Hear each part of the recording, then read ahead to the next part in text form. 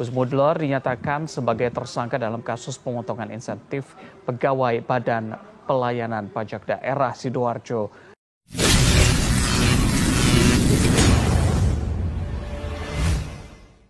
Setelah melalui drama kucing-kucingan dengan KPK, akhirnya Ahmad Mudlor Ali yang akrab disapa Gus Mudlor ditahan oleh Komisi Pemberantasan Korupsi pada tanggal 7 Mei 2024.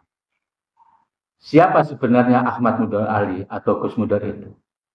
Ahmad Mudlor Ali, tahu Gus Mudlor adalah bupati nonaktif Kabupaten Sidoarjo saat ini. Dia adalah putra tokoh Nahdlatul Ulama, Kiai Haji Agus Ali Masyuri, atau yang biasa disapa dengan Gus Ali.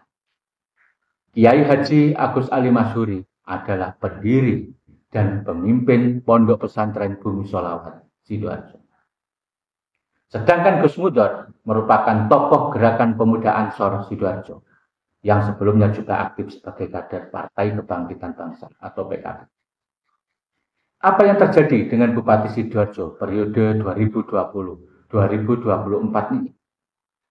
KPK mengindikasikan adanya korupsi di Badan Pelayanan Pajak Daerah sebesar 2,7 miliar.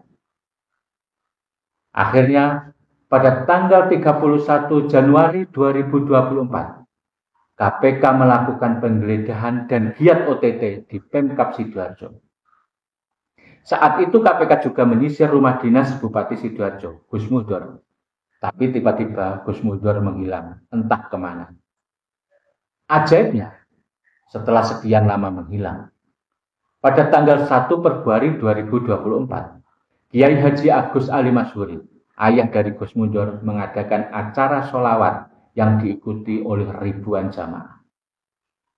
Dan setelah sekian lama Gus Mudlor menghilang, akhirnya muncul juga dalam kegiatan tersebut. Dan semua juga tahu, dalam acara yang dipimpin Kiai Haji Agus Ali Masyuri, beserta Gus Mudlor dan Gus Yani, yang terakhir ini adalah menantu Kiai Haji Ali Masyuri, yang saat ini menjadi Bupati Gresik, adalah ritual keagamaan biasa.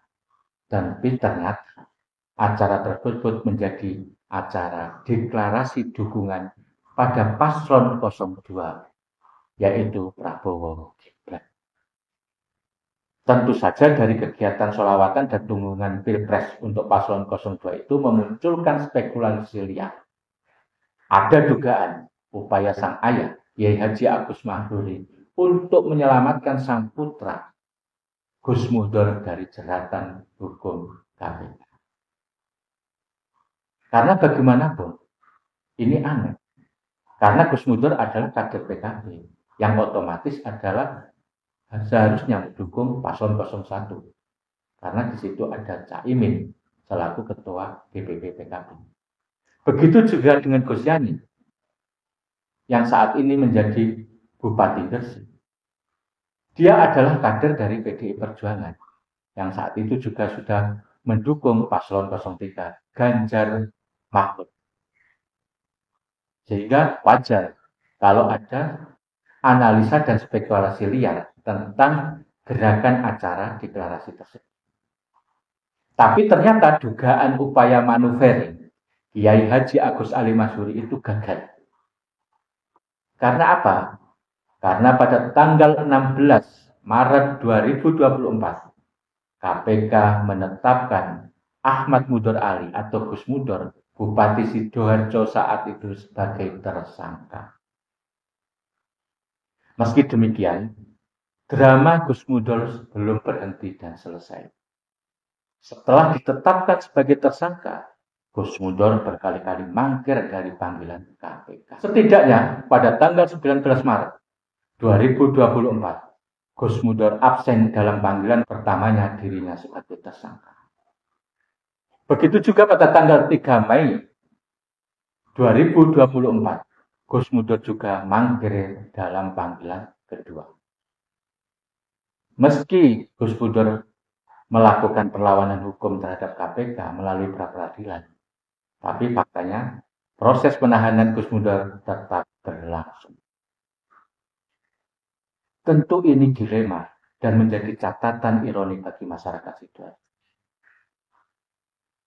Karena bagaimanapun harapan terhadap Bupati Gus Mudur itu terpupus sudah.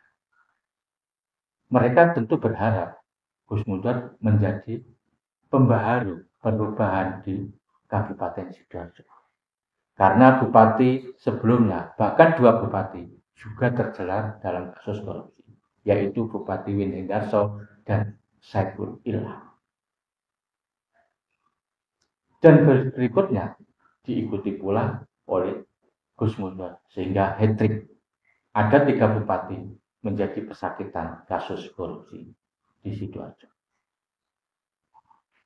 Tentu saja saat pilkada, masyarakat Sidoarjo berharap dengan kehadiran Bupati muda Gus Mudur ini akan memutus mata rantai mitos korupsi Bupati Sidoarjo. Apalagi Gus Mudur dilahirkan dan dibesarkan dari lingkungan pesantren dan keluarga Kiai NU yang berpengaruh. Tapi faktanya, justru Gus Mudur menjadi subkultur dari problem bupati korupsi di Sidoarjo. Kenyataan yang sangat dilematis ini akan menjadi pertanyaan besar bagi kita. Masihkah ada orang-orang yang mau mencalonkan Bupati di Sidoarjo yang pada ujungnya akan menjadi terjerat dalam kasus korupsi? Atau apakah masyarakat masih percaya terhadap proses pilkada dan bupati yang menjabat di Sidoarjo bahwa dia nanti akan bersih dari kasus korupsi? Ini tentu saja adalah pertanyaan dilematis yang harus dijawab oleh masyarakat Sidoarjo dan tokoh-tokoh politik, tokoh-tokoh intelektual, dan tokoh masyarakat sipil di Sidoarjo.